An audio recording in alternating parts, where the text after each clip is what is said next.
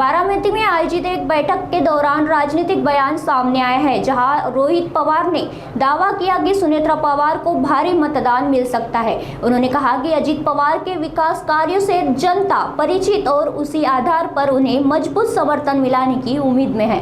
साथ ही उन्होंने इसे प्रचार नहीं बल्कि जनता से संवाद का कार्यक्रम बताया।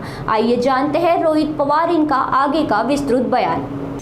आदरणीय अजितदादांचं काम हे किती मोठं होतं हे सर्वच महाराष्ट्रातल्या लोकांना त्या ठिकाणी माहीत आहे।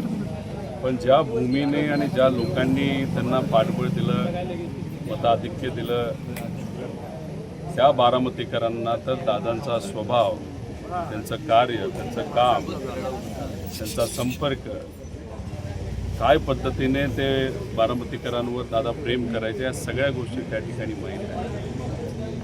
दुर्दैव असं की पोटनिवडणूक ही जी बारामतीमध्ये त्या ठिकाणी होत आहे ते दादा गेल्यानंतर ही खरं तर इथं होत आहे। काकी उभ्या आहेत, इथं येऊन लोकांना भेटून चर्चा करून फक्त मी विनंती करत आहे की मतदान होत असताना 100% मतदान प्रत्येक गावातून हे अजितदादांच्या कार्याकडे बघून सुनेत्रा काकींना त्या ठिकाणी व्हावं याच्यासाठी खरं तर येऊन लोकांशी मी संवाद साधत आहे। कारण का बारामतीकरांना तुम्ही आदेश देऊ शकत नाही, बारामतीकरांना तुम्ही विनंती करू शकता। कारण इथे असणारे लोक हे फार हुशार आहेत आणि पवार परिवारावर इथं असणाऱ्या लोकांचं प्रेम आहे। त्यामुळे इथे येऊन त्यांना मी विनंती केलेली आहे। खरं तर आज सकाळी कनेरीला जाऊन पवित्र हनुमान रायांचं त्या ठिकाणी दर्शन घेतलं आणि ते दर्शन झाल्यानंतर इथं काटेवाडीला येऊन लोकांशी संवाद त्या ठिकाणी साधलेला आहे। सर्व पक्षाचे लोक पदाधिकारी खरं तर इथं आलेले आहेत।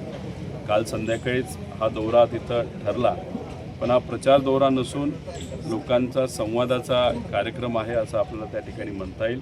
आणि इथं लोकांशी संवाद साधून पुढच्या गावासाठी त्या ठिकाणी मी आता जात आहे। पूर्वीच्या निवडणुका जर आपण बघितल्या तर लोकांना सुद्धा माहिती आहे आणि अख्ख्या महाराष्ट्राने त्या ठिकाणी बघितलेलं आहे।